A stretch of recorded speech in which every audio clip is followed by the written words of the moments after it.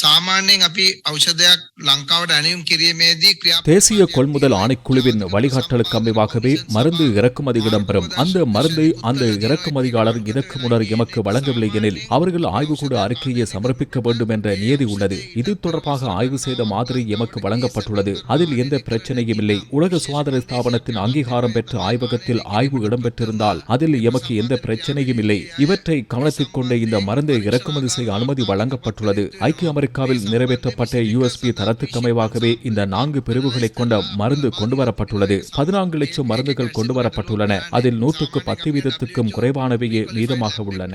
සැලකිල්ලට ලබාගෙන තමයි මේ ඖෂධය ආනයනය කිරීම සඳහා වන අවසර ලබා දී තිබෙන්නේ.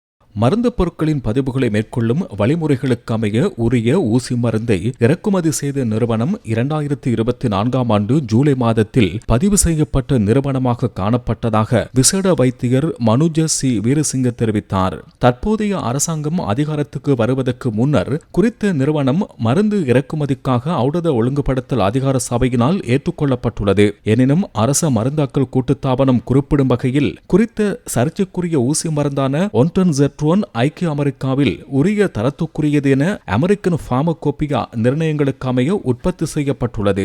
அத்தோடு 2021 ஆண்டிலிருந்து குறித்த நிறுவனம் மருந்துகளை வழங்கி வருவதாக நேற்று இடம்பெற்ற ஊடகவியலாளர் சந்திப்பின் போது மருந்து இறக்குமதி விநியோகம் மற்றும் ஒழுங்குபடுத்தலுக்குரிய சுகாதார அமைச்சின் திணைக்கள பிரதானிகளின் தலைமையில் இடம்பெற்ற ஊடக சந்திப்பில் தெளிவுபடுத்தப்பட்டது.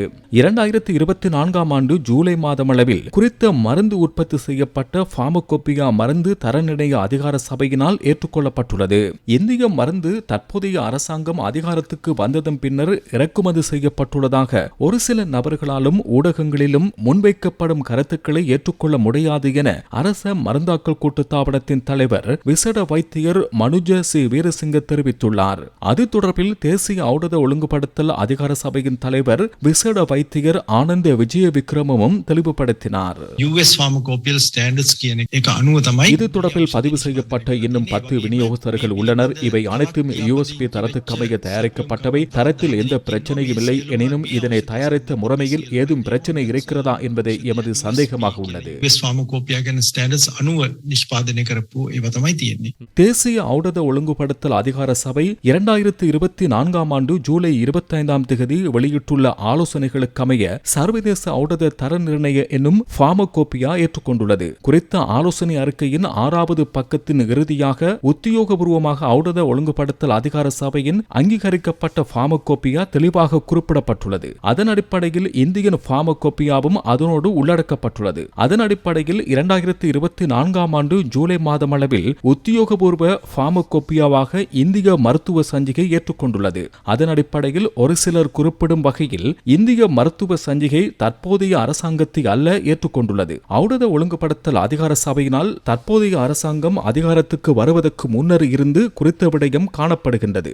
இந்திய மருந்து எமது நாட்டில் பயன்படுத்தப்படுகின்றது. தற்போதைய அரசாங்கம் அதிகாரத்துக்கு வந்ததன் பின்னர் அல்ல. நீண்ட காலமாக அவற்றின் பயன்பாடு காணப்படுகின்றமை சுட்டிக்காட்டத்தக்கது.